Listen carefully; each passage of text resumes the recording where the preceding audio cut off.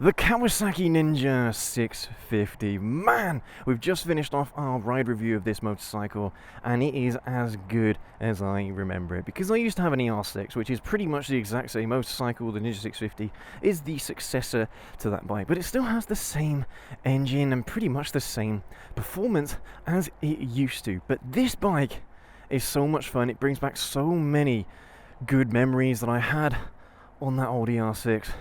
And today I'm going to show you how much fun this bike really is, despite the fact that it is an entry-level big bike. But let's jump on and let's go. I'll tell you what, the ergonomics of this motorcycle don't really match up with the way how this bike feels to ride. Now, of course, there is the Z650, and pretty much they are exactly the same motorcycle. Even down to the ergonomics, they are pretty much exactly the same. But even the light, the tail light of this bike is the same as the Z motorcycles from Kawasaki. But one thing I struggle with is, I had traction control off earlier, but every time you turn the bike back on again, it wants to put traction control back on. And that does annoy me a little bit. Woo! Because this thing, it's got so much torque, it has so much punch, it loves to wheelie. It's a seriously fun bike.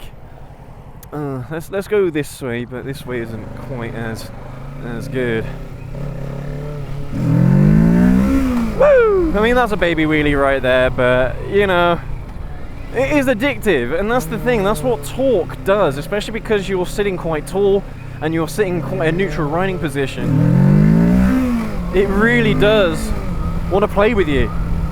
It wants to have fun. This is a motorcycle that encourages you to have fun on it. And that's what I love about this bike. That's what I love about this platform, and that's why Kawasaki still produce it. It's been around for 20 years. This platform, it's insane.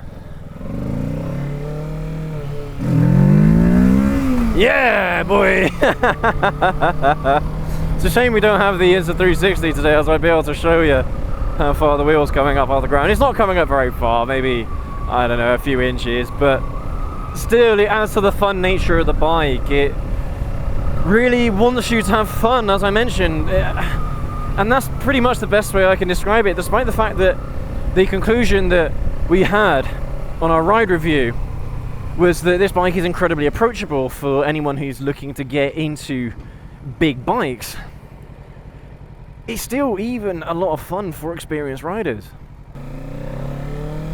And I'm so glad that this bike pushes all the same buttons that my ER6 used to. I truly believe in this platform, despite the fact that I was disappointed by the R7, which pretty much is in the same league as this bike. I think this bike is a close second to the RS660 from Aprilia that we had to go on recently.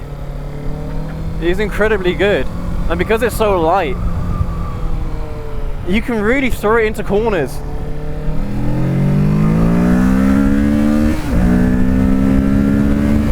We're keeping up with this Q5 3-litre. I imagine that's a straight 6 maybe. We're keeping up with this car easily. The only thing I wish this bike had was a quick shifter. You know what I mean? I think it really could have benefited from one. But I seriously love this motorcycle in every way. Okay, it's not quite up there as a 1000 in terms of riding experience, but it's up there, man. It is pretty close, I'm not gonna lie. And the thing is, when I asked to ride this bike, I was kind of thinking to myself, well, I'm going to feel a little bit differently about it now that I've ridden the ZZR 1400, the ZH2, and all these other big bikes that are just, honestly, some of the most fun I've ever had on two wheels. But I'm pleasantly surprised that when I got on this bike, it's not far off those experiences. It is so much fun. And okay, I know I'm on a dual carriageway here and this is a little bit boring, but go and check out our ride review where we really put this bike through its paces and we go through in far more detail the specs and the riding experience, the ergonomics and things like that. But I do try to film 2 videos on the dealership bikes. Every single time whenever I get them, I try to film 2 videos on them. And you know, the second video I've had a chance to really get to know the bike from a rider's perspective, really put it through its paces, and I know what this motorcycle is capable of, and I'm far more confident on it during the second video. And I'm honestly so incredibly happy that this bike has lived up to every single expectation that I had. You know, no, it's not as fun as a 1000, alright? But this is arguably one of the most fun bikes in this category. And because it produces so much torque, I think this bike is more fun for street riding than a 600 Super Sport. Especially because the ergonomics are so friendly. They're so rider friendly. This bike is so incredibly comfortable. I can't tell you guys how comfortable this bike is, honestly. It's a masterpiece. You got torque, you got fun factor, you got everything you want. Fuel economy even, without sacrificing ergonomics. What a bike. What a bike. Especially when you turn off traction control. I think the traction control and the wheelie control do hold this bike back ever so slightly, which is a bit of a shame, but you turn it off and this bike comes alive. It really does.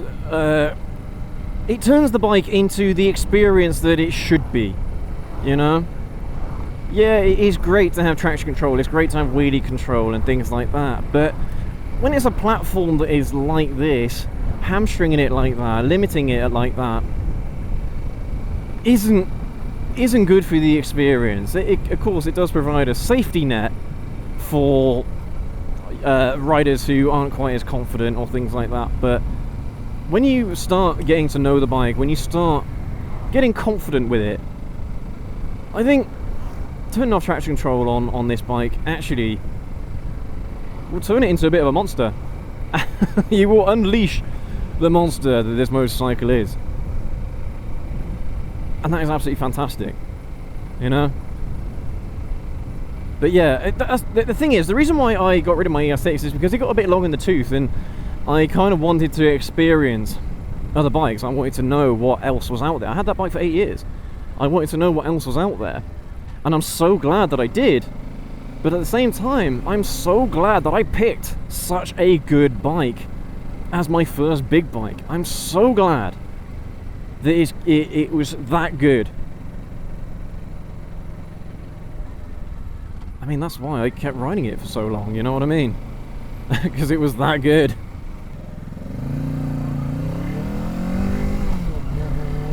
Yeah, absolutely fantastic bike. And it's not geared the longest, but I think that is good for this platform. I don't think it needs to be geared that long, but if it does have shorter gearing, I think a quick shifter would have made a huge difference to this bike getting off the line.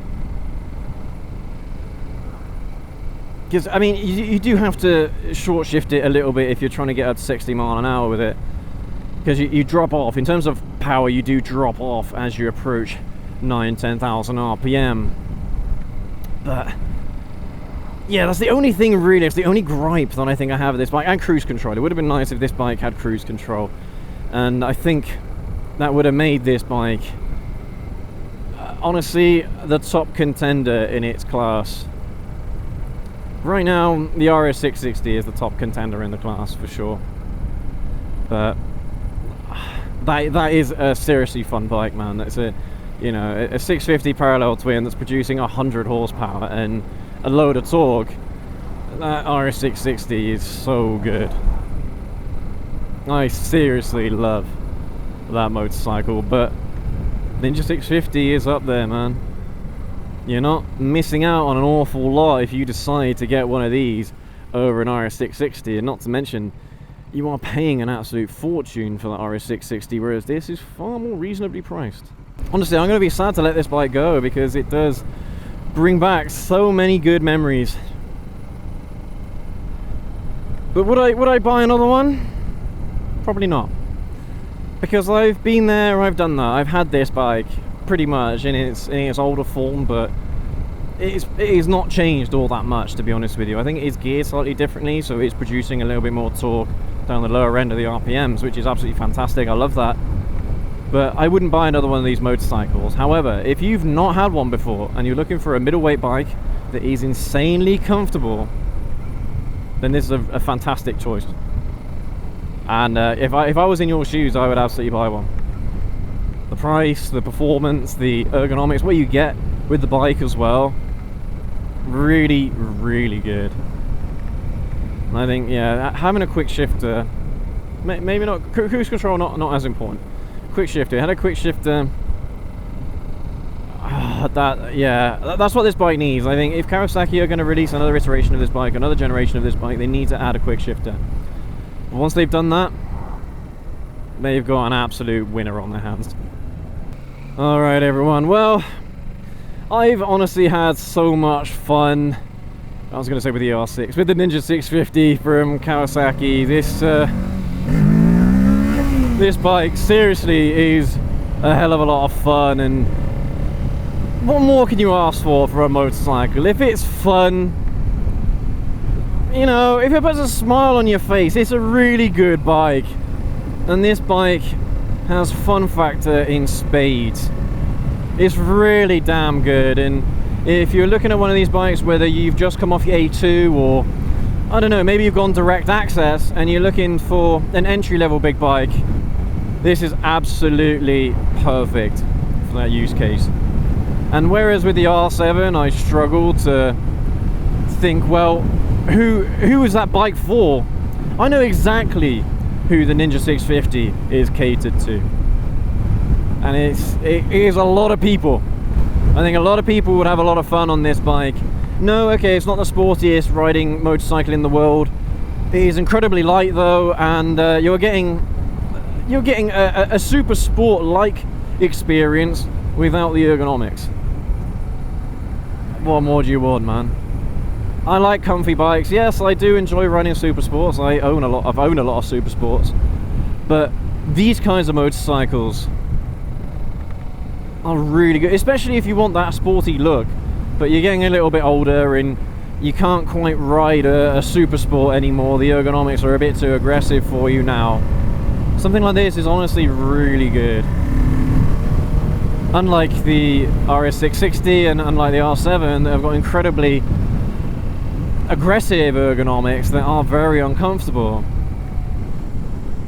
This bike is the exact opposite of that, but you're getting similar levels of performance. Well, if anything, you're getting better performance out of this bike than you are on an R7, but not quite up there with an Aprilia RS660.